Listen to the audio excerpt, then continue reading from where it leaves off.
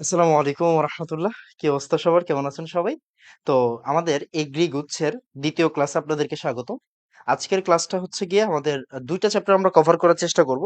একটা হচ্ছে কর্মমুখী রসায়ন, আর একটা হচ্ছে আমাদের ল্যাবরেটরি নিরাপদ ব্যবহার। প্রথম কথা হচ্ছে, ঢাকা ভার্সিটিতে কিন্তু এই বছর ল্যাবরেটরি থেকে প্রশ্ন দিছে, রাইট? তার মানে দেখেন, প্রত্যেকটা ভার্সিটির একটা স্ট্যান্ডার্ড থাকে, রাইট? তো যখনই আপনি ভার্সিটির কথা বলবেন, সবার আগে আপনি কার নাম নিবেন? ঢাকা ভার্সিটির নাম নিবেন, রাইট? তো ঢাকা ভার্সিটিতে এবার ল্যাবরেটরি আসছে, অথচ ল্যাবরেটরি আপনাদের সিলেবাসে ছিল না। তার মানে এটা ইঙ্গিত দেয় আপনাকে, ল্যাবরেটরিটা পড়ো তুমি, কর্মমুখীটা তুমি পড়ো। কথা বোঝা গেছে? তার মানে আপনি এগ্রি গুচ্ছের জন্য পড়ালেখা করতেছেন, ফাইন, কোনো সমস্যা নাই, কোনো আপত্তি নাই, বাট আপনাকে অবশ্যই কি করতে হবে বলেন তো? কর্মমুখী রসায়ন, ল্যাবরেটরি নিরাপদ ব্যবহার, এগুলো পড়তে হবে। ঠিক আছে? আচ্ছা, এখানে আহামরি কোনো কিছু পড়ার নাই। আমি যেগুলো যেগুলো দাগাই দিব, যেগুলো যেগুলো বুঝাই দিব, সেগুলো সেগুলো পড়বেন। আমি খুবই ফাস্ট আগাবো। অল্প জায়গা থেকে প্রশ্ন আসবে। তার মানে ওই অল্প জায়গাগুলা আমি আপনাকে ভালো করে পড়াই দিব। ওই অল্প জায়গাগুলা থেকেই বারবার পরীক্ষায় প্রশ্ন আসে। কথা বোঝা গেছে? এখানে সবকিছুই আছে। আপনি চাইলেও সব করতে পারবেন না, বাট পুরোটা ক্লাস আপনি ভালো করে যদি করেন, তারপরে যদি বারবার স্লাইড রিভিশন দেন, বারবার হচ্ছে প্রশ্নগুলো সলভ করেন, তাহলে দেখবেন হচ্ছে কি আপনার সব কভার হয়ে যাবে কর্মমুখী থেকে। তখন যে কোনো প্রশ্ন আসলে আপনি আটকাবেন না। ক্লিয়ার? তো আসেন আমরা বিসমিল্লাহ বলে শুরু করে দিই। এটা হচ্ছে খাদ্য নষ্ট হয় তিনটা কারণে। মুখস্থ করার কিছু নাই, পড়ার কিছু নাই। খাদ্য নষ্ট হয় কি কারণে? ব্যাকটেরিয়ার কারণে, এনজাইমের কারণে, বা বিভিন্ন ধাতুর বিষক্রিয়ার ফলে। তার মানে কি, খাদ্য নষ্ট হয় তিনটা কারণে। আপনি এই তিনটা কারণে, এই যে একবার যে দেখছেন, বুঝেন আগে, হ্যাঁ? এটা কিন্তু আপনাকে পড়তে হচ্ছে না। এটা আপনাকে পড়তে হচ্ছে না। আপনি এই যে মাত্র যে দেখলেন, খাদ্য নষ্ট হয় তিনটা কারণে, এনাফ। এটাই আপনার মাথায় থেকে যাবে। এটা আপনার বারবার পুশ করতে পারে, তিনটা কারণে, তিনটা কারণ না, দরকার নাই। আপনি জাস্ট একটু বুঝে বুঝে পড়েন। খাদ্য নষ্ট হয় তিনটা কারণে, এই জন্যই আমরা তিন ধরনের কি দিব এখানে? প্রিজারভেটিভ দিব। ব্যাকটেরিয়ার কারণে নষ্ট হয়, তাই আমরা অ্যান্টি মাইক্রোবায়াল দিব। জারণের মানে এনজাইমের জারণের প্রভাবে খাবার নষ্ট হয়, তাই আমরা দিব অ্যান্টি অক্সিডেন্ট। এই ধাতুর বিষক্রিয়ার জন্য তৈরি হয়, তার মানে আমরা দিব এখানে কিলেটিং এজেন্ট। আপনি কি জিনিসটা বুঝতে পারছেন? এই যে বুঝেন, খাদ্য নষ্ট হয় তিনটা কারণে। নষ্ট হয় তিনটা কারণে, এই তিনটা কারণের বিপরীতে আমরা তিনটা কি দিব? প্রিজারভেটিভ দিব। অ্যান্টি মাইক্রোবায়াল, অ্যান্টি অক্সিডেন্ট, আর chelating agent. That's it. Okay, সামনে। খাদ্য নিরাপত্তা তিনটি। একবার জাস্ট দেখবেন, প্রাপ্তি, সামর্থ্য, ব্যবহার, মুখস্থ করার কিছু নাই। খাদ্য নিরাপক আপনার হুয়ের 5টা নির্দেশনা আছে। খাদ্য নিরাপত্তার নিয়ামক সমূহ আপনি জাস্ট একবার রিডিং করবেন, মুখস্থ করার কোনো দরকার নেই, আপনি এমনি বুঝবেন। দূষণ মুক্ত খাদ্য স্বাভাবিক, যথাযথ রান্না, নিরাপদ পানি স্বাভাবিক, কাঁচা আর রান্না করা খাবার আলাদা রাখা স্বাভাবিক, খাদ্য সংরক্ষণ মানে ওই যে প্রিজারভেটিভের ব্যাপার। That's it. মুখস্থ করার কিছু নাই। আচ্ছা, তারপরে খাদ্য উৎপাদন বৃদ্ধি। এখান থেকে একটু ভালো পড়াশোনা আছে, চট্টগ্রাম ভার্সিটির পরীক্ষা আছে কয়েকদিন পরে, রাজশাহী ভার্সিটি হতে পারে, জিএসটি হতে পারে, এই জায়গাতে একটু ভালো পড়ালেখা আছে, একটু ভালো করে দেখেন। পটাশিয়াম যুক্ত সার, সারগুলোর নাম লাগবে। পটাশিয়াম নাইট্রেট, পটাশিয়াম ক্লোরাইড, আমরা এটা সবাই চিনি। পটাশিয়াম ক্লোরাইডকে বলা হয় muriate of potash, muriate of potash. তাহলে মিউরেট অফ পটাশ বা পটাশিয়াম ক্লোরাইড, আমি এটাকে আরেকটু পাতলা করি, হ্যাঁ। মিউরেট অফ পটাশ বা potassium chloride, potassium nitrate. Clear? এরা কি করে? এরা করে কি, এদের কাজ কি? এদের কাজ হচ্ছে এরা উদ্ভিদের ফুল ফল ধারণে সহায়ক। তাহলে পটাশিয়াম যুক্ত সার কি করবে? উদ্ভিদের ফুল ফল ধারণে সাহায্য করবে। ওকে, ফাইন। এরপরে ফসফরাস যুক্ত সার। ফসফরাস যুক্ত সারের উদাহরণগুলো একটু দেখবেন। সেটা হচ্ছে টিএসপি, মনোক্যালসিয়াম ডাই হাইড্রোজেন ফসফেট। তারপর হচ্ছে কি, এই যে ডিএপি, ডাই অ্যামোনিয়াম ফসফেট। ওকে, এই যে দেখো, ডাই অ্যামোনিয়াম ফসফেট, এই যে ডাই অ্যামোনিয়াম ফসফেট জিনিসটা হচ্ছে এরকম। ট্রিপল সুপার ফসফেট আমরা বলি, right? Triple super phosphate, TSP. এরা কি? ফসফরাস যুক্ত সার, উদ্ভিদের মূল বৃদ্ধি সহায়ক, মূল বৃদ্ধি সহায়ক। আর নরমালি যদি আমরা বলি উদ্ভিদের বৃদ্ধি সহায়ককে নাইট্রোজেন যুক্ত সার, আমরা সবাই জানি ইউরিয়া। ইউরিয়ার নামটা মনে রাখবেন, অ্যামোনিয়াম কার্বামেট, NH2CO NH2। আর অ্যামোনিয়াম নাইট্রেট, অ্যামোনিয়াম সালফেট, একটু দেখে রাখবেন, এগুলো পড়ায় আসে না। উদ্ভিদের বৃদ্ধি সহায়তা কে করে? নাইট্রোজেন।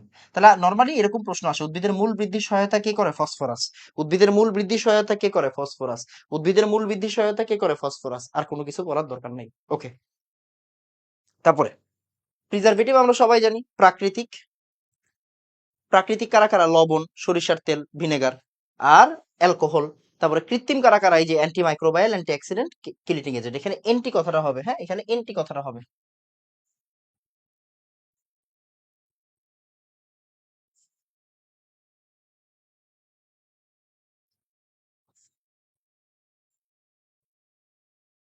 এন্টি কথাটা হবে, okay, anti microbial anti oxidant chelating agent, that's it. Okay okay, তারপর প্রাকৃতিক কারা কারা পড়ার দরকার নেই, কথা হচ্ছে কোনটা দিয়ে কি হয় ওইটা জানা জরুরি। সোডিয়াম ক্লোরাইড দিয়ে কি হয়, কিউরিং হয়। সোডিয়াম মানে আপনার কি বলে এটাকে, আপনি জাস্ট এইভাবে পড়বেন, কিউরিং মানে সোডিয়াম ক্লোরাইড, কিউরিং মানে সোডিয়াম ক্লোরাইড, একদম জিস্ট ওয়ার্ডটা, একদম মেইন ওয়ার্ডটা। কিউরিং মানে সোডিয়াম ক্লোরাইড, কিউরিং মানে সোডিয়াম ক্লোরাইড মানে খাবার লবণ কিউরিং এর মাধ্যমে খাদ্য সংরক্ষণ করে, শেষ। ওকে। চিনি অসমোসিসের মাধ্যমে খাদ্য সংরক্ষণ করে, শেষ। অসমোসিস মানে অভিস্রবণ, অসমোসিস মানে অভিস্রবণ, এত কিছু পড়ার দরকার নাই। তাহলে কিউরিং এর কিউরিং কার কাজ, NaCl এর কাজ। অসমোসিস কার কাজ, চিনির কাজ। এটা কিন্তু শুক্রজের সংকেত, C12H22O11, ওকে। তাহলে অসমোসিস কার কাজ, চিনির কাজ, ওকে। আচার বা পিকলিং তৈরি করা আমরা সবাই জানি ভিনেগারের কাজ। এতটুকু জানলেই হয়ে যাবে, জাস্ট জিস্ট ওয়ার্ড, ওকে, আর কিছু লাগবে না। আচ্ছা, এই জায়গায় অনেক কিছু আছে, সবকিছু আপনার পড়ার দরকার নেই, অল্প জায়গা থেকে প্রশ্ন আসে। এটার নাম হচ্ছে বেনজোইক অ্যাসিড, আমরা সবাই চিনি মনে হয় ওকে, রাইট। ও হচ্ছে বেনজোইক অ্যাসিড, ও হচ্ছে সোডিয়াম বেনজয়েট। সোডিয়াম বেনজয়েট, এই যে জাস্ট হাইড্রোজেন মানে বেনজোইক অ্যাসিডের এইচটা সরে গেলে কি আসে, সোডিয়াম আসে, তার মানে এটা কি হয়ে যাবে, সোডিয়াম বেনজয়েট হয়ে যাবে, ওকে। আচ্ছা, এবার এদের পিএইচ কত, 4.2। কার্যকারিতা সর্বোচ্চ মাত্রা হচ্ছে 0.1%। জাস্ট এই দুইটা ইনফরমেশন একটু নোট করবেন, মুখস্থ করার দরকার নেই, এগুলো থেকে প্রশ্ন আসবে না, আমি বলছি নোট করতে, আসবে নাও বলছি। পিএইচ 4.2, এটা এক জায়গায় আসছিল, এটার নাম হচ্ছে সাইট্রিক অ্যাসিড। সাইট্রিক অ্যাসিডে কার্বন কয়টা, 6টা। ওই যে আমরা পড়ছিলাম না C3 সাইকেল, C4 সাইকেল, এরকম পড়ছি না, ক্রেস চক্র, হ্যাঁ। সাইট্রিক অ্যাসিডে কার্বন কয়টা থাকে, 6টা থাকে। 3টা কার্বন, আর এই জায়গায় 3টা কার্বন, 6টা থাকে। পিএইচ কত, 3.14, মাত্রা 200 থেকে 350 ppm, একবার দেখে রাখেন, ওকে। ইথানোয়িক অ্যাসিডেরটা আমরা সবাই জানি, এগুলা লাগবে না, এটাও লাগবে না। আচ্ছা, মাছ মাংস মানে নাইট্রাইট, এই ওয়ার্ডটা মাথায় রাখতে হবে, হ্যাঁ। মাছ মাংস মানে নাইট্রেট, নাইট্রাইট, মাছ মাংস মানে নাইট্রেট, নাইট্রাইট, এই ওয়ার্ডটা মাথায় রাখতে হবে। কাঁচা ফল সবজি মানে সালফাইট, কাঁচা ফল সবজি মানে সালফাইট, মানে যে প্রিজারভেটিভ গুলোর কথা বলতেছি, এগুলো সবই অ্যান্টিমাইক্রোবায়াল, ওকে। অ্যান্টিমাইক্রোবায়াল, তার মানে আপনার কাজ কি, আপনার কাজ হচ্ছে গিয়ে নর্মাল পড়ালেখা করা, এত প্রেশার না নেওয়া, হ্যাঁ। আপনি কি পড়লেন, আপনি just benzoic acid, sodium benzoate পড়লেন 0.1%, ওকে ফাইন। তারপরে হচ্ছে গিয়ে আপনার সাইট্রিক অ্যাসিডের পিএইচ একবার আসছিল 3.14, মাত্রা 200 থেকে 350 ppm, ওকে। মাছ মাংস মানে নাইট্রেট, নাইট্রাইট।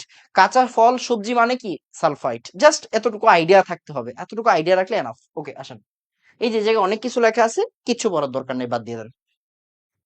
এবার আমরা জানি অ্যান্টিঅক্সিডেন্ট মানে কি, ওই যে অ্যান্টিঅক্সিডেন্ট মানে হচ্ছে কৃত্রিম। অ্যান্টিঅক্সিডেন্ট কৃত্রিম মানে কি, এই যে এগুলো প্রশ্নে আসে, BHA, BHT, TBHQ আর প্রোপাইল গ্যালেট, ওকে।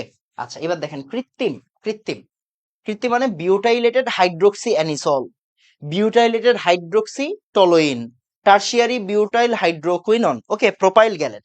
আপনি জাস্ট নামগুলো জেনে রাখেন, তাহলে কৃত্রিম অ্যান্টিঅক্সিডেন্ট কারা, 4টা, BHA, BHT, TBHQ, propyl gallate, okay. আচ্ছা, প্রাকৃতিক কারা, vitamin C, vitamin E, beta carotene, আর হচ্ছে গিয়ে সেলেনিয়াম, অধাতু সেলেনিয়াম। জাস্ট এতটুকু জেনে রাখেন, আর কিছু লাগবে না, ওকে, জেনে রাখেন। এটা কিলেটিং এজেন্ট, এটা ভুল দেওয়া আছে, কিলেটিং এজেন্ট এটা না, ওকে, ভুল দেওয়া আছে, কেউ রাগ করেন না, টাইপিং মিস্টেক, ওকে। কিলেটিং এজেন্টের একটা উদাহরণ জাস্ট জেনে রাখবেন, EDTA, যার সব 6, সন্নিবেশ সংখ্যা 6টা, সন্নিবেশ বন্ধন 6টা, এইভাবে সব 6, সব 6, হ্যাঁ।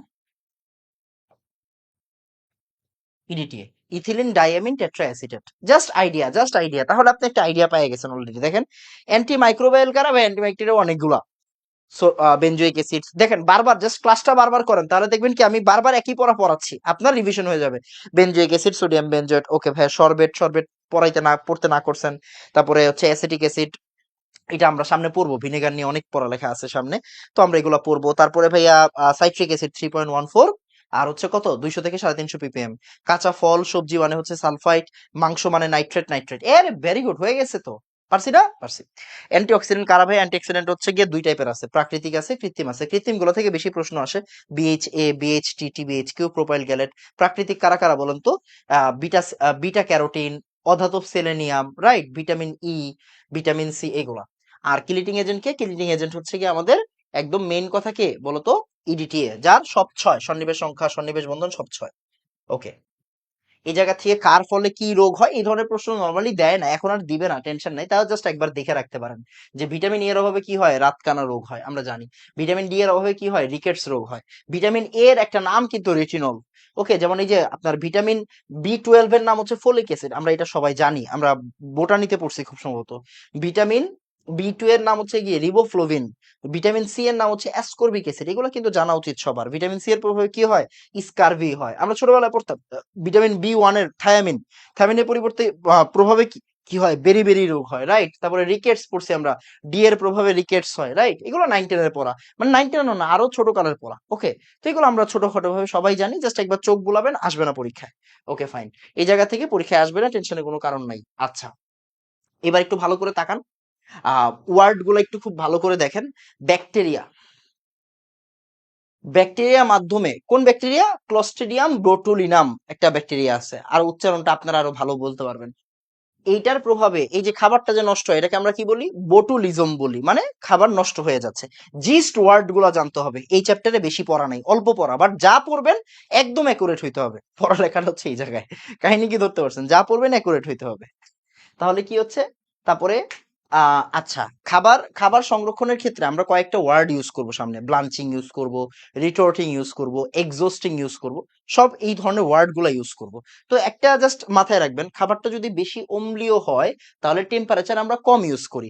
খাবারটা যদি বেশি অল্প অম্লীয় হয়, হ্যাঁ, তাহলে টেম্পারেচার আমরা বেশি ইউজ করি। ওকে, তাহলে এই যে 110 থেকে 121, 82 থেকে 100, মোটামুটি সব জায়গাতে দেখবেন এই টেম্পারেচার। আমি আপনার এই সংখ্যা মুখস্থ করতে বলতেছি না, আইডিয়াটা নেন। বেশি অম্লীয় হইলে কম তাপমাত্রা, কম অম্লীয় হইলে বেশি তাপমাত্রা। ওকে, বেশি অম্লীয় হইলে কম তাপমাত্রা, কম অম্লীয় হইলে বেশি তাপমাত্রা দিতে হয়। মোটামুটি একটা আইডিয়া রাখেন। আচ্ছা, তারপরে ব্লাঞ্চিং মানে কিন্তু সিদ্ধ করা, আপনি জানেন ব্লাঞ্চিং মানে সিদ্ধ করা। তারপর এক্সস্টিং মানে কি, ওই যে আমরা কি বলি, সিলগালা করে অক্সিজেন বের করার প্রসেস। ওকে, রিটোর্টিং, রিটোর্টিং মানে কি, সিলিং করব, সিলিং এর পরে কি স্পোর যাতে বিনষ্ট হয় এই জন্য রিটোর্টিং করা হয়। ওকে, আচ্ছা, এগুলো আমরা একটু পরে দেখবো, সমস্যা নাই। আচ্ছা, এই যে আমাদের পড়ালেখা মোটামুটি শেষ, এখন আমরা একটা কাজ করি, এখন আমরা কাজ করতে পারবো। ও, এটা ডাউনলোডই হয় না এই ফাইলটা, না? আচ্ছা, ডাউনলোড হোক, এখন আমরা একটা কাজ করতে পারবো, হ্যাঁ।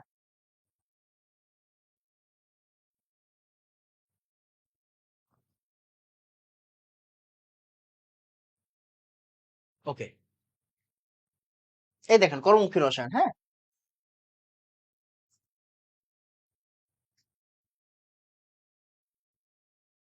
1 সেকেন্ড, কোয়াগুলেশন এলো করতে হবে, যে কোনো একটা প্রথম থেকে একবার স্টার্ট করেন, দেখবেন আপনার ভালো লাগবে।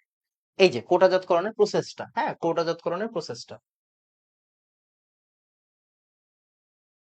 কি রে ভাই, এটা আয় না কেন? হুম, কই জানি এটা, হ্যাঁ, এটা না, হুম, এটা। এই যে কোটাজাতকরণের এই প্রসেসটা খুব ভালো করে আইডিয়া আপনার লাগবে, জাস্ট এই প্রসেসটার আইডিয়া। এই প্রসেসটার আইডিয়া হয়ে গেলে আর কোনো কিছু লাগবে না। আসেন আমরা এই প্রসেসটার একটু আইডিয়াটা আগে আপনারা দেই, তারপরে দেখবেন আপনার কাছে এখন সব ভাল লাগবে, সব ভাল লাগবে। আসেন, পড়ালেখা অল্প, জাস্ট একটু করে যেতে হবে, আর কিছু না। সব জায়গা থেকে প্রশ্ন আসে না, কিন্তু বাদ দেওয়া যাবে না কোনো কিছুই, হ্যাঁ, বাদ দেওয়া যাবে না কোনো কিছুই। এই যে এই জায়গাটা খুব ভালো করে একটু পড়েন, বেশি পড়ার দরকার নেই, হ্যাঁ, অল্প একটু পড়বেন, বেশি পড়বেন না, অল্প পড়বেন। দেখেন, সেটা হচ্ছে, প্রথমে আমরা কাঁচামাল সংগ্রহ করবো। মনে করেন একটা খাদ্য আমরা কি করতে যাচ্ছি, মানে প্রিজারভেটিভ দিয়ে সংরক্ষণ করতে যাচ্ছি, তাহলে প্রসেস গুলা একটু, হ্যাঁ। কাঁচামাল সংগ্রহ মানে আমরা কাঁচামালকে একসাথে করলাম, ওকে। তারপরে বাছাই করব খারাপ কোনগুলো ভালো কোনগুলো, ওকে। তারপরে ভালো করে ধুয়ে নিব। তারপরে খোসা ছাড়ানো ছোট টুকরা। আমরা কিন্তু কি করি জানেন, খোসা ছাড়ানোর পরে ধুই, বাট আগে আপনি ধুয়ে নেন, তারপরে খোসা ছাড়ান, তারপরে ছোট ছোট টুকরা করেন, ওকে। এরপরে ব্লাঞ্চিং বা সিদ্ধ করা, এই যে ওয়ার্ডটা শিখেন, ব্লাঞ্চিং বা সিদ্ধ করা। সিদ্ধ করলে কি হবে, ওই যে এক্সট্রা যে ব্যাকটেরিয়া গুলো আছে মারা যাবে, সিদ্ধ করলাম। সিদ্ধ করে এবার কি করব, কৌটায় ভর্তি করব, শেষ কাজ না, শেষ না। এ ভাই কৌটা করুন তো, শেষ না, না শেষ না। এরপরে ক্যানিং তরল ফুড প্রিজারভেটিভ রূপে দিব। ক্যানিং তরল, ক্যানিং তরল কি, মানে এই যে আমরা কোটাটাই বললাম, এরপর এই কোটাটার ভিতরে প্রিজারভেটিভটা অ্যাড করতে হবে। কাদের কাদের অ্যাড করবে একটু পরে আলোচনা করবো আমরা, সমস্যা নেই, বাট আগে প্রসেসটা বুঝেন। তার মানে আমাদের কাজ কি, আগে আগে কাঁচামাল সংগ্রহ করলাম, তারপরে বাছাই করলাম, এরপরে ধুয়ে নিলাম, এরপরে ছোট ছোট টুকরা করলাম। আমি কিন্তু মুখস্থ করতে বলতেছি না, প্রসেসটা একবার ইমাজিন করেন, এনাফ। তারপরে ছোট ছোট টুকরা করলেন, টুকরা করে এবার ডিব্বায় ভরলেন, আমরা বলি ডিব্বা। ওকে, তাহলে ডিব্বায় ভরলেন, এরপরে এটার ভিতরে কি ঢাললেন, ক্যানিং তরল। ওকে, ক্যানিং তরল ঢালার পরে তারপরে কি করবেন, এই যে এক্সিস্টিং ও সিলিং বা বায়ু শূন্যকরণ ও বায়ু রোধকরণ। তাহলে এক্সস্টিং দিয়ে কি করবো আমরা, বায়ু শূন্য করে ফেলবো, মানে যেখানে যাতে অক্সিজেনের কোনো জারণ টারণ না হয়। এরপরে সিলিং মানে একদম সিল মেরে দিব। ওকে, তারপরে রিটোর্টিং বা নির্বীজকরণ, মানে এটাতে কি হয়, ওই যে ব্যাকটেরিয়া স্পোর গুলা যাতে নষ্ট না, মানে নষ্ট হয়ে যায়, তার জন্য এটাকে কি করা হয়, রিটোর্টিং করা হয়। এরপরে কোটাটাকে একটু ঠান্ডা করা হয়। এটা কি করা হয়, লেবেলিং করে, মানে একদম লেবেল মেরে দিছে যে এটাতে এটাই আছে, এইটা এই কোম্পানির। এরপরে এটা গুদামে পাঠাই দেওয়া হয়। ব্যাপারটা ধরতে পারছেন, এই যে আইডিয়াটা, এই আইডিয়াটা জরুরি, আর কিচ্ছু জরুরি না। কথা বোঝা গেছে? Okay fine. এখন আমাদের পড়তে হয় ক্যানিং তরলটা। ক্যানিং তরলটা খুব ইম্পর্টেন্ট। ক্যানিং তরলের ভিতরে সবচেয়ে বেশি প্রশ্ন যেটা আসে সেটা হচ্ছে এই যে একদম নিচের দুইটা জিনিস দেখেন, মাছ মাংসের কোটাজাতকরণ। মাছ মাংসের কোটাজাতকরণে আমরা কি জানি, আমরা জানি কোন প্রিজারভেটিভ ইউজ করা হয় বলতো, কোন প্রিজারভেটিভ ইউজ করা হয়, নাইট্রেট নাইট্রাইট, রাইট? ওই যে অ্যান্টিমাইক্রোবায়ালের নাইট্রেট নাইট্রাইট। আর ক্যানিং তরল হিসেবে 2% চিনি, 2% লবণ, 2% NaCl, 2% চিনি। দেখেন, 2% চিনি, 2% লবণ। মাছ মাংস মানে 2%, 2%। এটা থেকে অনেক প্রশ্ন আসে, এই জায়গা থেকে অনেক প্রশ্ন আসে। তাহলে মাছ মাংস মানে 2%, 2%। ওকে, আচ্ছা, তারপরে দেখেন দেশি ফল আনারস, এই যে 30, এইটা অনেক ফেমাস, অনেক ফেমাস, অনেক ফেমাস প্রশ্ন। এই যে 30 থেকে 40% চিনি দ্রবণ, 0.25% সাইট্রিক অ্যাসিড, কোনটা? এই যে আম, আনারস, এইগুলা। তাহলে 30 থেকে 40% চিনি দ্রবণ, 0.25% সাইট্রিক অ্যাসিড। ওকে, তাহলে চিনি কটুক এখানে 30 থেকে 40%, আর সাইট্রিক অ্যাসিড কটুক 0.25%। সাইট্রিক অ্যাসিডের পার্সেন্টেজে কোনো সময় চেঞ্জ আসবে না, মাথায় রাখবেন। সাইট্রিক অ্যাসিডের পার্সেন্টেজে কোনো সময় কি আসে না, কোনো প্রকার চেঞ্জ আসে না, মানে এটা 0.25%ই থেকে যায়। Okay fine. এরপর 30, তাহলে আম, আম, আম, কাঁঠাল, আনারস এটি যদি হয়, সরি, আম আর আনারস হইলে কি হয়, 30 থেকে 40%। পেয়ারা হইলে 10% চিনির দ্রবণ, 10%, মানে চিনিটা কম দিতে হয়। কাঁঠাল হইলে 40% চিনির দ্রবণ, মানে ওই যে 30 থেকে 40% চিনির দ্রবণ। মানে আপনি এইভাবে মাথায়, আম, আনারস, কাঁঠাল একই সিস্টেম। ওকে, দেখো 40% চিনির দ্রবণ, 0.25% সাইট্রিক অ্যাসিড, পাইছো? একই কথা কিন্তু। ওকে ওকে, তোমার কিন্তু পড়ালেখা হয়ে গেছে। এবার আসলে সবজিতে আসো, সবজিতে আসো। কচি ভুট্টা, সবুজ মটরশুঁটি, এগুলো যদি থাকে তাহলে কি হচ্ছে, 2% লবণ, 5% চিনি। আর যদি টমেটো হয়, 10% লবণ, 5% চিনি। মুখস্থ করতে বলছি না, মুখস্থ করতে বলছি না। তুমি এই যে বারবার যে পড়তেছো, দেখবো অটোমেটিক হয়ে গেছে, অটোমেটিক তোমার ভিতরে একটা আইডিয়া বিল্ড আপ হয়ে যাবে। আর এই যে 0.125% অ্যাসকর্বিক অ্যাসিড বা ভিটামিন সি, এগুলো পেয়ারাতে মিশাইতে হয়, হোয়াট এভার, বাদ দিলাম। এবার দেখো, দেখো অটোমেটিক পড়া হয়ে গেছে। আসো আমার সাথে সাথে আসো, আমি কি মুখস্থ করছি না, তোমারে পড়াচ্ছি, তাই না? দেখো, এবার আম, কাঁঠাল, আনারস দেখা যাচ্ছে আমাকে? হ্যাঁ, দেখা যাচ্ছে। রাইট রাইট, আম, কাঁঠাল, আনারস, এগুলোর জন্য আমরা কি করবো, 30 থেকে 40% চিনি দ্রবণ নিবো, 0.25% সাইট্রিক অ্যাসিড নিবো। ওকে ওকে, ভেরি গুড। পেয়ারাতে কি করবো ভাই, একই টাইপের, মানে জাস্ট 30%-এর জায়গায় 10% নিবো, চিনিটা একটু কমাই নিবো, সাইট্রিক অ্যাসিড সেম। ওকে, এক্সট্রা অ্যাসকর্বিক অ্যাসিড নিতে হয়, মনে রাখার দরকার নাই। ওকে, মাছ মাংস খুবই ফেমাস, 2%, 2%, 2% চিনি, 2% লবণ, 2% চিনি, 2% লবণ। ওকে, এবার ওই যে কচি ভুট্টা, তারপরে হচ্ছে মটরশুঁটি, এগুলোতে আমরা কি করি, এগুলোতে আমরা আপনার কি বলে 5% চিনি দেয়, 2% লবণের সাথে 5% চিনি দেয়। আর টমেটোর সাথে কি করে, 2% আর 10% মনে হয় খুব সম্ভবত, রাইট? দেখেন, ও সরি, 10 আর 5। তাহলে এটা কি, এটা হচ্ছে 2-5, এটা 10-5। আর 2%, 2% তো আগেই বুক করে ফেলছি, রাইট? তাহলে 30 থেকে 40% চিনি দ্রবণ, 0.25% সাইট্রিক অ্যাসিড, আম, আনারস, কাঁঠাল হয়ে গেছে। পেয়ারা কি, পেয়ারা একটু চিনিটা কমাই দিতে হবে, 10%, আর কি 0.25% সাইট্রিক অ্যাসিড। ভাই পড়াচ্ছি, পড়ো, আমার সাথে সাথে পড়ো, একটু একটু পরে এমনি মাথায় ঘুরতে থাকবে এটা। তারপরে যখন প্রশ্ন সলভ করবো আরো তাড়াতাড়ি হয়ে যাবে। তারপরে টমেটো কোটাজাতকরণ, মাছের মাংসের, শেষ, কাজ শেষ, আর পড়ার দরকার নেই। ওকে, আসো। এই যে এখানে একসাথে সুন্দর করে লেখা আছে, দেখো, মাছ মাংসে মানে কি, 2% সল্ট, 2% সুগার।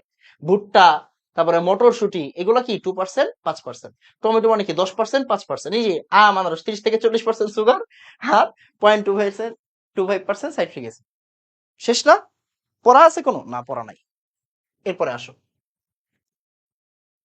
আমাদের মোটামুটি এতটুকু আইডিয়া থাকলেই হবে। হ্যাঁ, তারপরে মাছের ক্ষেত্রে জিঙ্ক অক্সাইডের প্রলেপযুক্ত কোটা ব্যবহার করা হয়। জিঙ্ক সালফেট মাছের উজ্জ্বলতা বৃদ্ধি করে। এই দুটো ইনফরমেশন একটু দেখে রাখতে পারো। ভুট্টার দুইটা স্টাইল থাকে, শস্য স্টাইল, ক্রিম স্টাইল, দরকার নাই, এগুলো থেকে প্রশ্ন হয় না। Okay fine. এরপর আমরা একটু পারফিউমারিতে যাই। হ্যাঁ, আমরা ওই যে পরে পড়বো, সাসপেনশন কোয়াগুলেশন মানে সারফেস কেমিস্ট্রি। সারফেস কেমিস্ট্রি পড়ালেখা একটু পরে করব। হ্যাঁ, সারফেস কেমিস্ট্রি পড়ালেখা একটু পরে করব। আমরা এখন কি করব? আমরা এখন করব হচ্ছে গোলাপ জল। কিচ্ছু না, অল্প পড়া। এই যে দেখো, মানে তুমি আমার সাথে এতক্ষণ যা পড়ছো না, মোটামুটি মুখস্থ টাইপের হয়ে গেছে না? কোটাজাতকরণ শেষ, মানে এই চ্যাপ্টারের 3 ভাগের 1 ভাগ শেষ। এখন আমরা, সরি, 4 ভাগের 1 ভাগ শেষ। এখন আমরা এই ভাগটাও 10 মিনিটের ভিতরে পড়ে ফেলবো, জাস্ট মুখে মুখে আমার সাথে সাথে, আমার সাথে সাথে মুখে মুখে, আর কিচ্ছু লাগবে না। গোলাপ জল কি? গোলাপ জল হচ্ছে হাইড্রোসল। গোলাপ জল কি? একটা হাইড্রোসল। গোলাপ জল কি? একটা হাইড্রোসল। গোলাপ জলের ভিতরে কি থাকে? ফিনাইল ইথাইল অ্যালকোহল আর 40 থেকে 50% জেরানিয়ল। 40, বারবার পড়ো, রিডিং পড়ো, রিডিং পড়ো, মুখস্থ কইরো না, মুখস্থ কইরো না, মুখস্থ কইরো না। এই যে বারবার রিডিং পড়তেছো, এটাই তোমার এমসিকিউ তে কাজে লাগবে। কেউ তো তোমার এখানে মানে রিটেন প্রশ্ন দিবে না, এই মুখস্থ লেখ, এটা তো না। অপশন তো তোমাকে দিয়ে দিবে অটোমেটিক। অটোমেটিক তুমি হচ্ছে দাগাইতে পারবা, টেনশন করো না। ওকে, তাহলে গোলাপ জল কি? গোলাপ জল হচ্ছে হাইড্রোসল। গোলাপ জল কি? গোলাপ জল হচ্ছে হাইড্রোসল। গোলাপ জল কি? গোলাপ জল হচ্ছে হাইড্রোসল। 40 থেকে 50% জেরানিয়ল, ফিনাইল ইথাইল অ্যালকোহল। শেষ, আর পড়ারই দরকার নেই, এমনি হয়ে যাবে। ওকে, এরপর হেয়ার অয়েল। হেয়ার অয়েলে এই প্রশ্নটা অনেক বেশি আসে। হেয়ার অয়েলে ইমালসিফায়ার হিসেবে অলিক অ্যাসিড। হেয়ার অয়েলে ইমালসিফায়ার রূপে অলিক অ্যাসিড। হেয়ার অয়েলে ইমালসিফায়ার রূপে অলিক অ্যাসিড। কয়েকবার পড়ো, হেয়ার অয়েলে ইমালসিফায়ার রূপে অলিক অ্যাসিড, হেয়ার অয়েলে ইমালসিফায়ার রূপে অলিক অ্যাসিড। শেষ। ট্যালকম পাউডার খুবই ইম্পর্টেন্ট, খুবই ইম্পর্টেন্ট, খুবই ইম্পর্টেন্ট। ট্যালকম পাউডারে দুইটা ওয়ার্ড মাথায় রাখতে হয়, একটা হচ্ছে ট্যাল্ক আর একটা হচ্ছে জিঙ্ক স্টিয়ারেট। ওকে, আসো দেখো, ট্যাল্ক, ট্যালকম পাউডারের প্রধান উপাদানের নাম কি? ট্যাল্ক। বেবি পাউডারের প্রধান উপাদানের নাম কি? ট্যাল্ক। ট্যাল্কের সংকেত একদম ফরজ, একদম ফরজ। 3 mgO 4 SiO2 পানি। 3 mgO 4 SiO2 পানি। 3 mgO 4 SiO2 পানি। এটাকে বিভিন্ন ভাবে দিতে পারে, এটাকে বিভিন্ন ভাবে তোমাকে দিতে পারে, মানে ওই যে মাঝে মাঝে এরকম দেয় Mg3। ওকে, তারপরে এই যে মনে করো 4টা সিলিকন, হ্যাঁ 4টা সিলিকন, মানে বিভিন্ন ভাবে একসাথে করে দিবে, তোমার সমস্যা নেই, তুমি খালি একটা জিনিস মাথায় রাখবা, 3 mgO 4 SiO2 পানি, 3 mgO 4 SiO2 পানি, 3 mgO 4 SiO2 পানি, 3 mgO 4 SiO2 পানি। ওকে, আচ্ছা, তারপরে পিচ্ছিলতা পড়ার দরকার নাই। অ্যান্টিসেপটিক হিসেবে বোরিক অ্যাসিড, সুগন্ধি হিসেবে ম্যানথল, সুগন্ধি হিসেবে ম্যানথল। ওকে, পিচ্ছিলতার জন্য দরকার নাই। ওকে, আসো, বোরিক অ্যাসিড কি করে বাচ্চাদের ক্ষেত্রে? ওই যে র্যাশ দূর করে, ঘামাচি। আচ্ছা, talc, zinc stearate, magnesium stearate, এগুলা কি করে? এগুলো হচ্ছে পিচ্ছিলতার কাজ করে। ওকে, পিচ্ছিলতার কাজ করে। তোমার এখানে সব পড়ার দরকার নাই, অল্প জিনিস পড়ো। তাহলে আসো, এগুলা বাদ দাও, এগুলা বাদ, এগুলা বাদ, আসো একবার মুখে মুখে আমার সাথে আবার পড়ো। ভাই, গোলাপ জল, গোলাপ জল একটা হাইড্রোসল। 40 থেকে 50% জেরানিয়ল আর কি বলতো, phenyl ethyl alcohol. Okay fine, ঠিক আছে নাম ভাই। হেয়ার অয়েলে ইমালসিফায়ার রূপে অলিক অ্যাসিড ব্যবহার করা হয়। হেয়ার অয়েলে ইমালসিফায়ার রূপে অলিক অ্যাসিড ব্যবহার করা হয়। আরে ভেরি গুড, শেষ তো। আচ্ছা ভাই, ট্যালকম পাউডার মানে ট্যাল্ক, ট্যালকম পাউডার মানে ট্যাল্ক, বেবি পাউডার মানে ট্যাল্ক, বেবি পাউডার মানে ট্যাল্ক। ট্যাল্কের সংকেত কি? 3 mgO 4 SiO2 পানি, 3 mgO 4 SiO2 পানি। এগুলো এইভাবেই পড়তে হয় বাবা, কোনো ছন্দ, উ, এইগুলা দিয়ে মুখস্থ করে লাভ নাই। ঠিক আছে, আমি পড়াইতে পারবো না ওইভাবে, আমি যেভাবে পড়াই ওইভাবে পড়াচ্ছি, প্লিজ। 3 mgO 4 SiO2 পানি। তারপরে হচ্ছে গিয়ে কি, তোমার এখানে কি বোরিক অ্যাসিড, অ্যান্টিসেপ্টিক হিসেবে কে কাজ করে? Boric acid. অ্যান্টিসেপ্টিক হিসেবে কে কাজ করে? Boric acid. শেষ। আচ্ছা, জিঙ্ক স্টিয়ারেটের একটা ব্যাপার ছিল না এখানে, আমি কি ভুলে গেলাম নাকি?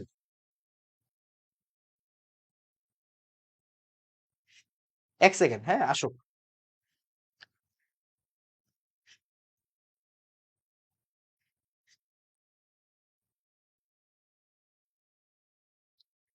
ভ্যানিশিং টিম টিম পরে আগে ওইটা না। হুম, এই যে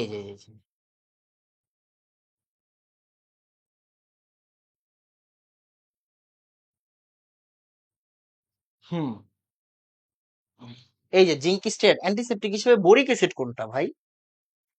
আচ্ছা, বোরিক অ্যাসিড অ্যান্টিসেপ্টিক হিসেবে, অ্যান্টিসেপ্টিক হিসেবে এখানে কি দেওয়া আছে? অ্যান্টিসেপ্টিক হিসেবে জিঙ্ক বা ম্যাগনেসিয়াম স্টিয়ারেট, আর এখানে অ্যান্টিসেপ্টিক হিসেবে বোরিক অ্যাসিড, খুব সম্ভবত। হ্যাঁ, এই যে দেখো, অ্যান্টিসেপ্টিক হিসেবে বোরিক অ্যাসিড, এই জন্যই তো বলতেছি, কেন জানি একটু এদিক ওদিক লাগছে, রাইট, একটু এদিক ওদিক লাগছে। আচ্ছা, তাহলে এই যে দেখো, অ্যান্টিসেপ্টিক হিসেবে বোরিক অ্যাসিড হচ্ছে কি, এটা বেবি পাউডারে, হ্যাঁ অ্যান্টিসেপ্টিক হিসেবে বোরিক অ্যাসিড এটা বেবি পাউডারে দাও।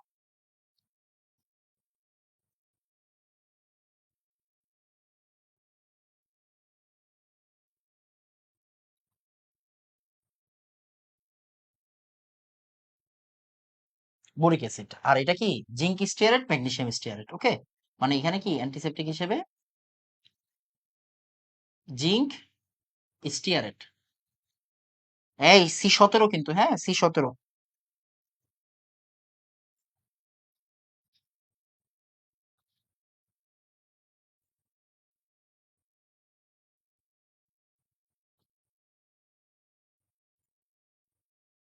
জিঙ্ক স্টিয়ারেট, ম্যাগনেসিয়াম স্টিয়ারেট, শেষ তো। হুম, শেষ। নতুন পড়া, নতুন পড়া, শেষ। নতুন পড়া, নতুন পড়া, নতুন পড়া, নতুন পড়া, নতুন পড়া। আসো আসো আসো। নিচ থেকে শুরু করি। মেহেদি মানে লাসন, মেহেদি মানে লাসন, মেহেদি মানে লাসন, মেহেদি মানে লাসন। 2 হাইড্রোক্সি 1,4 ন্যাপথাকুইনন, 2 হাইড্রোক্সি 1,4 ন্যাপথাকুইনন, পিএইচ এর রেঞ্জ হচ্ছে 5.5। মেহেদি, মেহেদি, মেহেদি মানে হাতে যে মেহেন্দি দেয় না, মেহেন্দি দেয় না। আমার যে বোন, আমার মেজো বোন, আমার মেজো বোন হচ্ছে আমার অত্র গোষ্ঠীর মধ্যে সেরা মেহেদি দেয়। মানে ঈদের আগে তার জনপ্রিয়তা এত বাইরা যায়। আমার যে চাটা দেয় সবসময়, আমার যে বোন, ওকে, মানে আমার কলিজার টুকরা। ওকে, তো এখন সে এখন পেজ চালায়। ঈদের আগের দিন দেখি বাসায় বিভিন্ন ধরনের মানুষ আসে, মানে মানুষ আসে বলতে মেয়েরা আসে। মেয়েরা আইসা তার হাতে মেহেন্দি দিয়ে, মানে সে মেহেন্দি দিয়ে দেয়, বুঝছেন? তো আমাকেও মাঝে মাঝে দেয়, মেহেদি দিয়ে লাগাই দেয়, বুঝছেন? তো সবাই দোয়া করবেন। সে এখন আপাতত ঢাকায় নাই, এই জন্য আমাকে চা দিচ্ছে না। এখন যদি চা দেয় আমার বড় বোন দিবে আর কি। আচ্ছা, যেটা বলতেছিলাম, তাহলে মেহেদি মানে কি লাসন, লাসন মানে কি লাসনের সংকেতটাও লাগবে, 2 হাইড্রোক্সি 1,4 ন্যাপথাকুইনন, সংকেতও লাগবে, লাগবে বলছি মানে লাগবে। ওকে, 2 হাইড্রোক্সি 1,4 ন্যাপথাকুইনন, 2 হাইড্রোক্সি 1,4 ন্যাপথাকুইনন। ওকে, এইটা জাস্ট জেনে রাখেন। এটাই সবচেয়ে বেশি আসে মেহেদি। আফটার শেভ খুবই কম আসে, খুবই কম আসে আফটার শেভে ময়শ্চারাইজার রূপে গ্লিসারিন, ওই যে ছেলেরা শেভ করার পরে যে মুখে দেয় না, ওইটা আফটার শেভ ময়শ্চারাইজার রূপে গ্লিসারিন, এইটা সবচেয়ে বেশি আসে, বুঝছো? এটা বেশি আসে। আর অ্যান্টিসেপ্টিক হিসেবে কি ডি ন্যাচারাল অ্যালকোহল 40, আসে না এত, বাট আপনি চেহারা দেখলে ডি ন্যাচারাল অ্যালকোহল 40 ভাই আফটার শেভে পড়ছিলাম। ওকে, এটা অটোমেটিক হয়ে যাবে। এবার আসো মেয়েদের লিপস্টিকে কি থাকে? ওয়াক্স, চর্বি, তেল, ও হোয়াটএভার, অ্যালকোহল হিসেবে মানে ময়শ্চারাইজার রূপে গ্লিসারিন থাকে। মানে মেয়েদের একটা আছে লিপস্টিক আর ছেলেদের আছে আফটার শেভ, এই দুইটা আপনার বইয়ে আছে, রাইট? তাহলে মেয়েদের লিপস্টিক আর ছেলেদের আফটার শেভ দুইটাতেই আপনি কি দিবেন? ময়শ্চারাইজার রূপে গ্লিসারিন দিয়ে দিবেন, ময়শ্চারাইজার রূপে গ্লিসারিন দিয়ে দিবেন, ঠিক আছে? এটা কি গ্লিসারিন কিন্তু ট্রাই হাইড্রোক্সি অ্যালকোহল মানে গ্লিসারল বলা হয়। ওকে, তার মানে একই জিনিস। তাহলে মেয়েদের একটা জিনিস আছে লিপস্টিক আর ছেলেদের আছে আফটার শেভ, এই দুইটা আপনার সিলেবাসে আছে। দুইটাতেই ময়শ্চারাইজারের প্রশ্নটা আসে। দুইটা ময়শ্চারাইজারের প্রশ্নে কি আসবে? গ্লিসারিন, শেষ। মেহেদি মানে লাসন, মেহেদি মানে লাসন। 2 হাইড্রোক্সি 1,4 ন্যাপথাকুইনন, একদম এইভাবে লিখে আসতে হবে, মানে একদম লিখে দিবে 2 হাইড্রোক্সি 1,4 ন্যাপথাকুইনন। ওকে, নিচের লাসনের সংকেত কোনটি, এভাবে।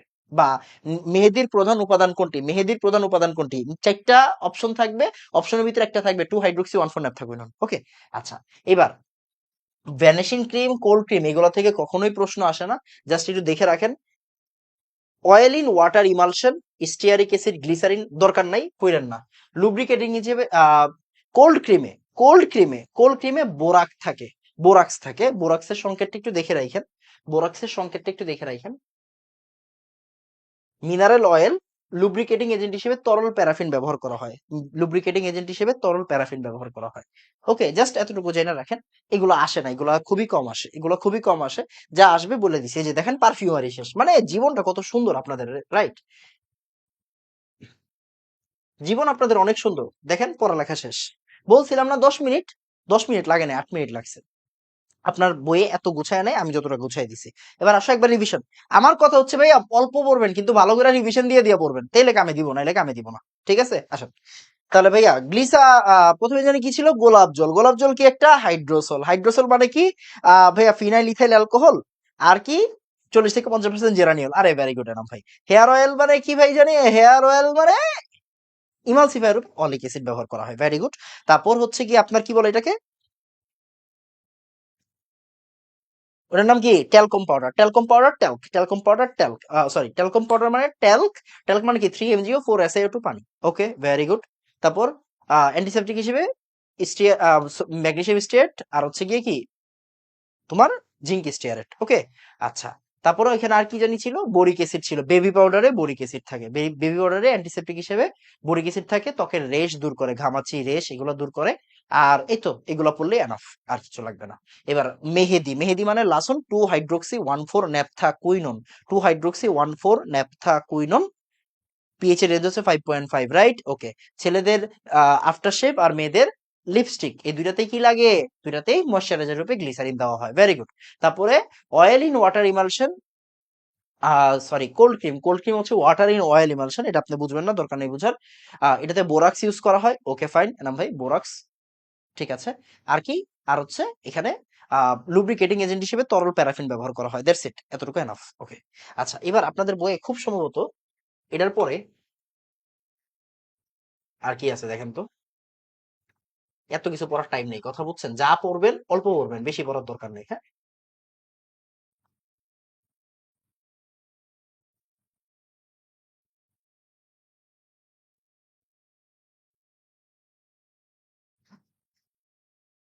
এই যে মেহেদি পাতা, এই যে লাসন, এই যে লাসন, এই যে লাসন, কথা বলছেন, এটার নাম হচ্ছে লাসন। এরপরে কি আছে? বইয়ে যে এত কিছু দেয় ভাই, হু দায়। আচ্ছা, এবার গ্লাস ক্লিনার, ওকে। গ্লাস ক্লিনার, গ্লাস ক্লিনারে, গ্লাস ক্লিনারের কোনো কিছু জানতে হবে না, জাস্ট আপনি জেনে রাখবেন গ্লাস ক্লিনারে গ্রিজের দ্রাবক রূপে অ্যামোনিয়া ক্ষার দ্রবণ ব্যবহার করা হয়, ওকে। তাহলে 28% অ্যামোনিয়া দ্রবণ গ্রিজের দ্রাবক হিসেবে ব্যবহার করা হয়। পানির ক্ষরতা নিবারক হিসেবে টেট্রা সোডিয়াম পাইরোফসফেট ব্যবহার করা হয়। সারফেস অ্যাক্টিভ হিসেবে সোডিয়াম লরাইল সালফেট ব্যবহার করা হয়। এত কিছু জানার দরকার নাই, টাইম নাই। টয়লেট ক্লিনার, আচ্ছা। টয়লেট ক্লিনার, আচ্ছা, একটা ছোট্ট জিনিস ভাই, এত কিছু বুঝি না, ঠিক আছে।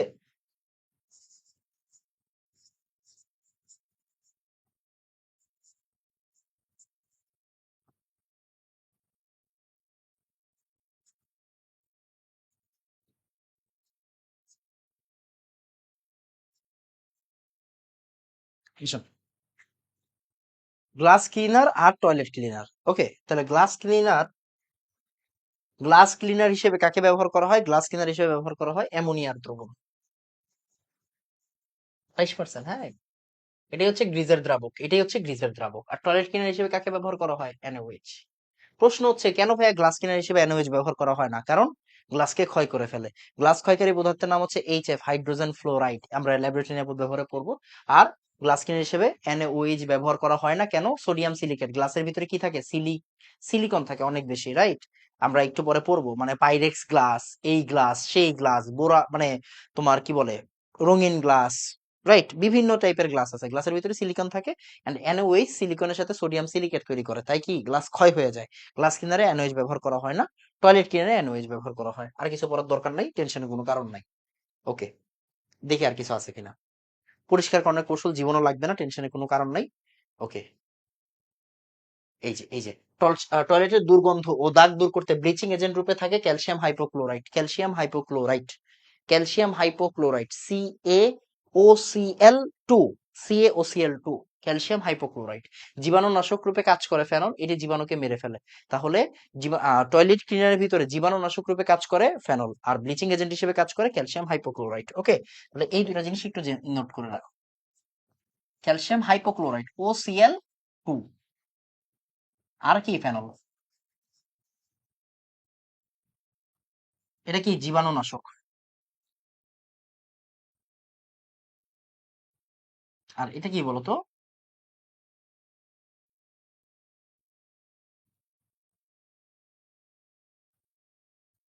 Bleaching agent.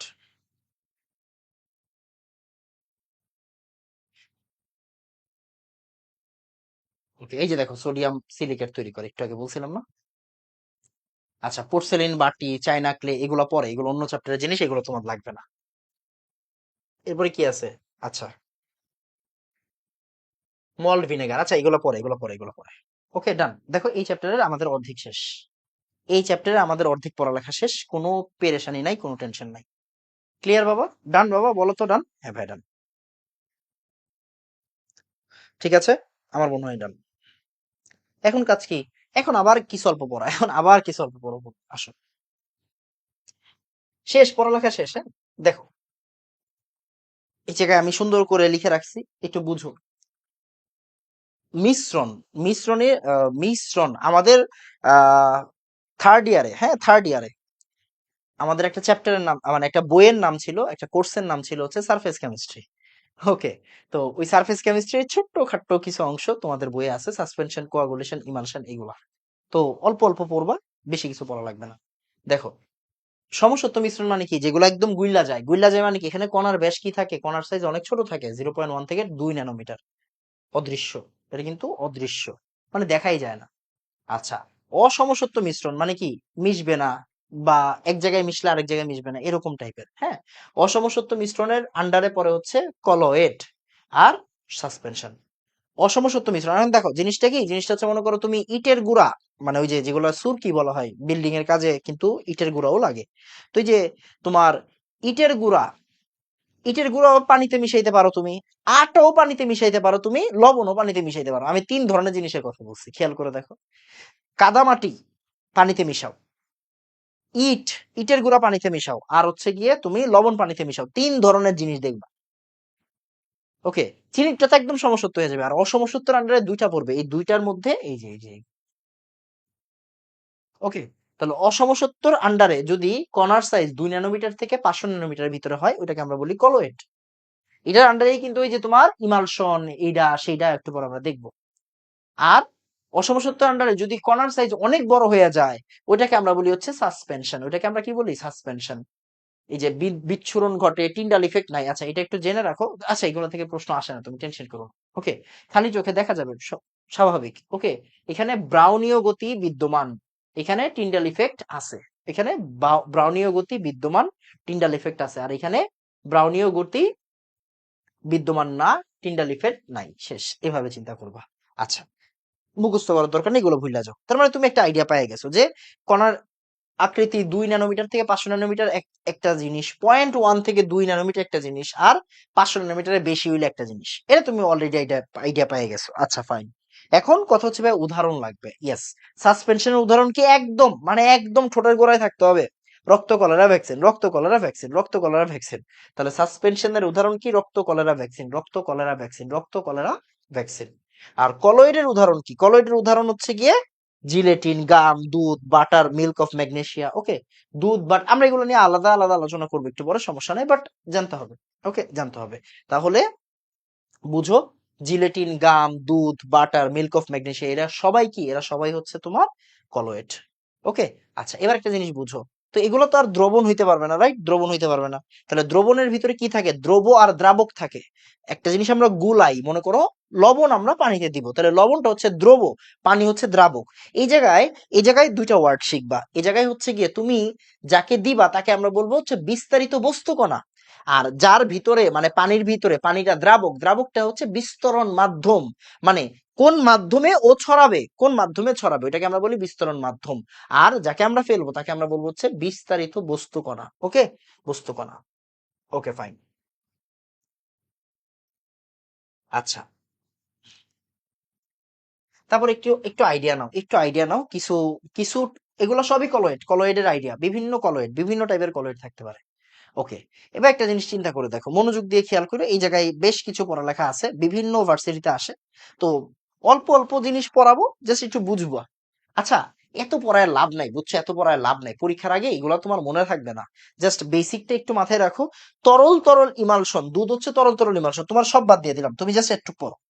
দুধ হচ্ছে তরল তরল ইমালশন, দুধ হচ্ছে তরল তরল ইমালশন, দুধ হচ্ছে তরল তরল ইমালশন। দুধ কি? দুধ হচ্ছে তরল তরল ইমালশন, দুধ হচ্ছে তরল তরল ইমালশন। আচ্ছা, বাটার, বাটার কি? কঠিন তরল ইমালশন। বাটার কি? বাটার হচ্ছে কঠিন তরল ইমালশন। বাটার কি? কঠিন তরল ইমালশন। এতটুকু পড়ো, বেশি পড়ার দরকার নেই।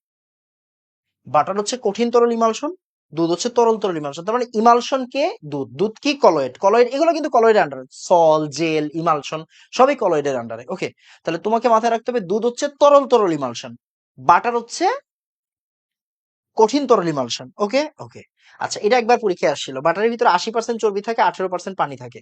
মানে এই যে তোমার কি বলে, বাটার, বাটার, বাটারের ভিতরে কি থাকে? 80% চর্বি, 20% পানি। ওকে, কঠিন তরল ইমালশন, এই যে দেখো, কঠিন তরল ইমালশন। আর এই জায়গায় কিন্তু শুধু দুধ আর চর্বি, মানে পানি আর চর্বি। ওকে, পানি আর চর্বি, তরল তরল ইমালশন। ওকে, ডান। জেল কি? জেল হচ্ছে তরল কঠিন, দরকার নাই, এত পড়ার দরকার নেই। দুধ নিয়ে অল্প একটু পড়ালেখা করো। ওকে, দুধ নিয়ে জাস্ট অল্প একটু আইডিয়া থাকতে হবে, মাথায় রাখতে হবে, হ্যাঁ, একটু আইডিয়া থাকতে হবে। সেটা হচ্ছে দেখো, দুধে ইমালসিফায়ার রূপে কে থাকে? ক্যাসিন। ক্যাসিন হচ্ছে প্রোটিন, রাইট, আমরা জানি। দুধে ইমালসিফায়ার রূপে কে থাকে? ক্যাসিন। এই জায়গায় সব লেখা আছে, সুন্দর করে লেখা আছে। ওকে, সুন্দর করে লেখা আছে, টেনশন করার কোনো কারণ নাই। দুধে ইমালসিফায়ার রূপে কে থাকে? আমি একটু বড় করে দিই দরকার হলে।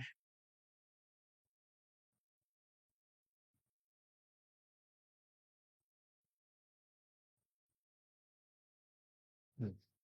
দুধে ইমালসিফায়ার রূপে কে থাকে? ক্যাসিন থাকে। দুধে ইমালসিফায়ার রূপে কে থাকবে? ক্যাসিন থাকবে।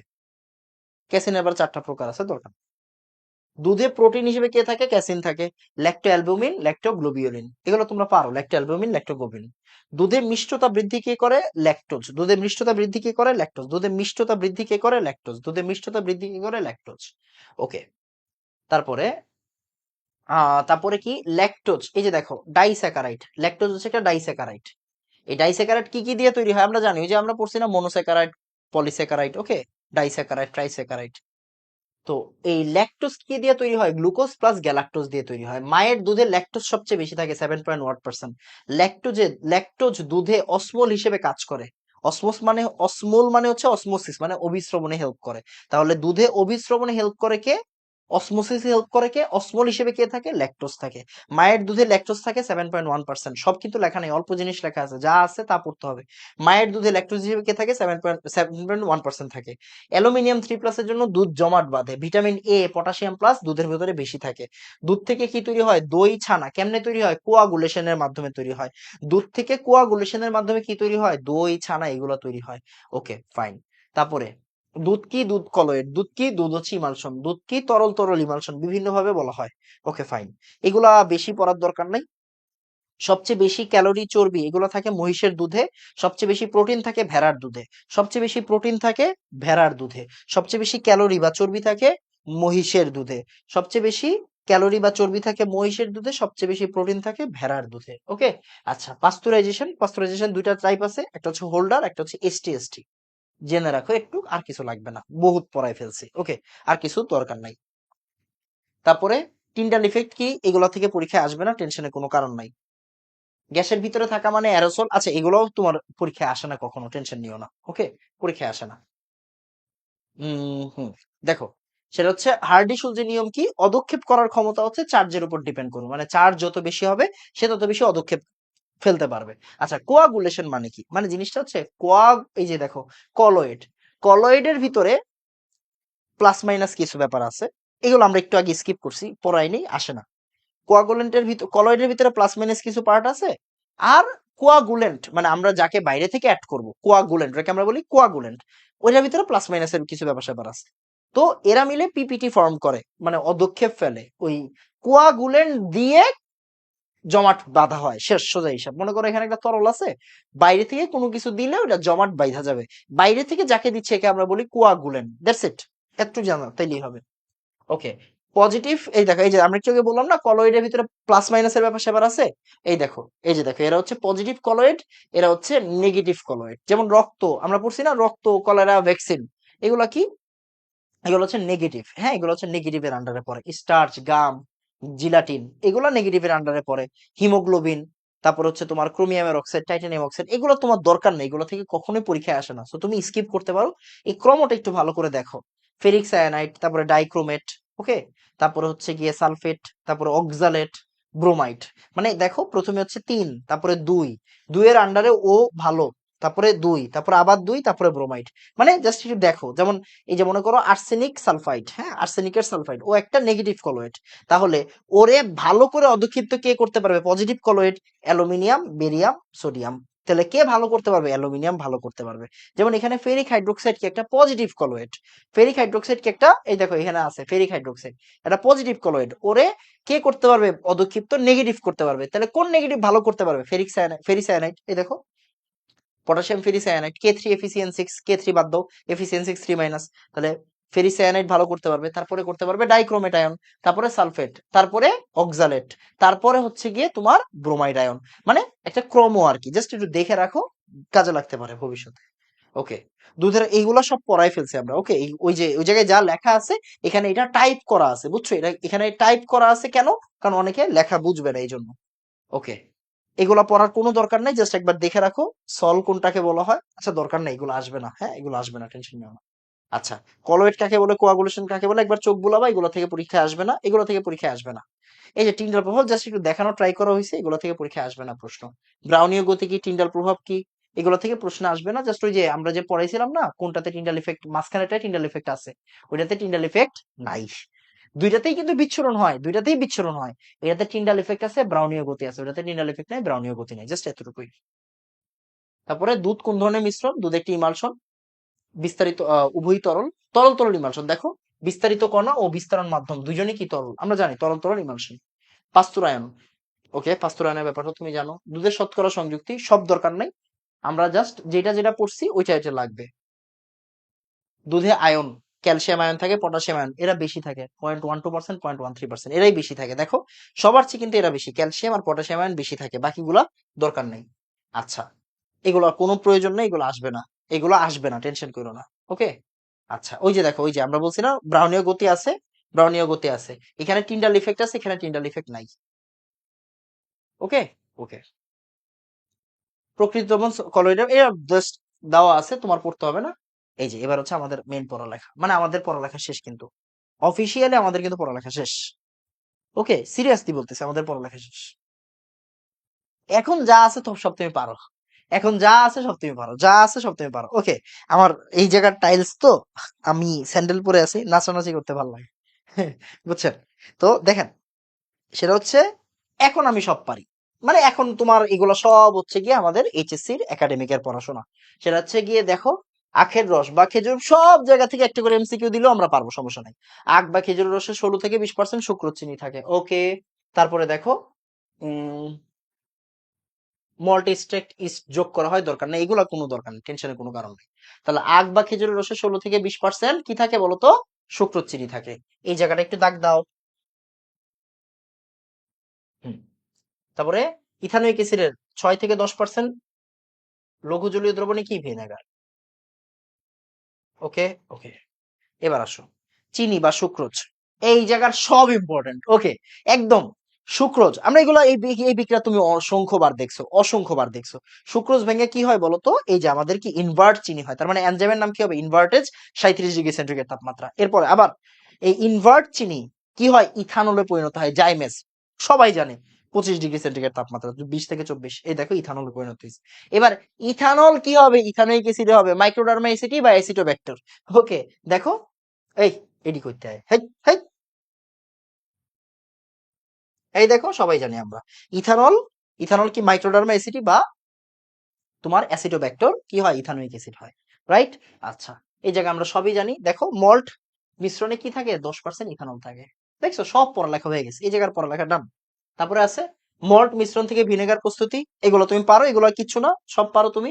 জাস্ট এই যে এক্সট্রা কিছু লাইন আছে, যেমন দেখো, এই ব্যাকটেরিয়া বৃদ্ধির সহায়ক হিসেবে, ব্যাকটেরিয়া বৃদ্ধির সহায়ক হিসেবে কারা দেওয়া হয়, অ্যামোনিয়াম ফসফেট ও সালফেট, অ্যামোনিয়াম ফসফেট ও সালফেট, অ্যামোনিয়াম ফসফেট ও সালফেট, দ্যাটস ইট। তারপরে ভিনেগার, এই যে এগুলো তুমি জানো, টেনশনের কোনো কারণ নাই। ভিনেগারের কিভাবে খাদ্য দূষণ করে, মানে কি বলে, খাদ্যকে সংরক্ষণ করে। ভিনেগার কিভাবে খাদ্যকে সংরক্ষণ করে, দেখা যাচ্ছে না, হ্যাঁ দেখা যাচ্ছে। ভিনেগার কিভাবে খাদ্যকে সংরক্ষণ করে, এগুলো কি আমরা পারি, উত্তর হচ্ছে yes পারি। দেখো, এই যে ইথানোয়িক অ্যাসিড থেকে যে এইচ প্লাসটা তৈরি হয়, এই এইচ প্লাসটা ওই যে জীবন্ত ক্ষতিকর ব্যাকটেরিয়ার সাথে বিক্রিয়া করে মৃত নিষ্ক্রিয় হয়ে যায়, এগুলো আমরা জানি, এখান থেকে প্রশ্ন আসে না। তারপরে দেখো ভিনেগার কি কি করে, আচ্ছা এটা না, ভিনেগারের কাজ কি বলতো, ভিনেগারের তোমার কি পিএইচ কত, 4.74, সবাই জানি আমরা 4.74। আচ্ছা, তারপরে দেখো এই যে লবণ দ্বারা খাদ্য সংরক্ষণের কৌশল আর ভিনেগারের ব্যবহার, খাদ্যবস্তুকে ব্রাইন বা গাঢ় জলীয় দ্রবণ, কি বলে এটাকে, পিকলিং বা আচার তৈরি করা কার, ভিনেগারের কাজ। ভিনেগারের ব্যবহার কি, পিকলিং বা আচার তৈরি করা। ওকে, তারপরে রেসিমোস টিসিমোস আছে, সালাদ টালাদ বানানো। ওকে, সালাদ টালাদ বানানো। এই যে দেখো ভিনেগারের গুরুত্ব, এই যে এই জায়গায় লেখা আছে, ভিনেগারের পিএইচ এর মান কত, 4.74। অম্লীয় পরিবেশ হয়, ব্যাকটেরিয়া জন্মাতে পারে না। তারপরে চাটনির মতো রেসিমোস নামক বিভিন্ন সবজি থেকে মুখরোচক খাদ্য তৈরি করা যায়। ওকে, তারপরে অ্যাসিডীয় মাধ্যমে পিকলিং বা আচার তৈরি করা যায়। ওকে, তারপরে আচার সংরক্ষণে, স্যুপের স্বাদ বৃদ্ধি করতে, মাছ মাংস রান্নার কাজে এগুলা ব্যবহার করা হয়। ভিনেগারের সংস্পর্শে প্রোটিন অণুতে বিয়োজন সহজ ঘটে, তাই কি হয়, মাছ মাংস রান্নায় ভিনেগার সুফলদায়ক ভূমিকা রাখে। সালাদ তৈরি করতে ভিনেগার ব্যবহার করা হয়, দ্যাটস ইট, এগুলো আমরা পারি সব। আচ্ছা, এবার দেখো খাদ্য উপাদান, বিভিন্ন খাদ্য উপাদানের কাজ। কার্বোহাইড্রেট শক্তির উৎস হিসেবে কাজ করে। তারপর প্রোটিন দেহের বৃদ্ধি ও ক্ষয়পূরণ করে। তেল চর্বি শক্তি সরবরাহ করে। ভিটামিন পুষ্টি ও দেহ সংরক্ষণ করে। খনিজ লবণ দেহের গঠন ও ক্ষয়পূরণ। পানি মেটাবলিক পরিবর্তনের সাহায্যে মেটাবলিক পরিবর্তনের মাধ্যম হিসেবে কাজ করে। এগুলো আমরা সবাই পারি। ওকে, দ্যাটস ইট। যা পড়াইছি এতটুকু পড়া যাবা, পরীক্ষার হলে কমন পাবা।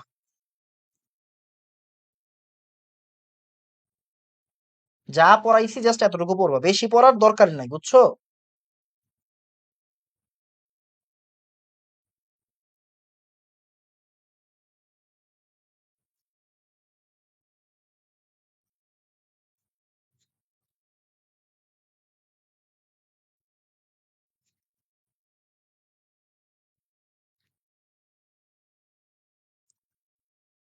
যা পড়াইছি এতটুকু পড়ে গেলে এনাফ। ওকে, এখন আমরা ল্যাবরেটরি নিরাপদ ব্যবহারটা পড়বো, এই ফাইলটা আপলোড দিয়ে নিই। ঠিক আছে?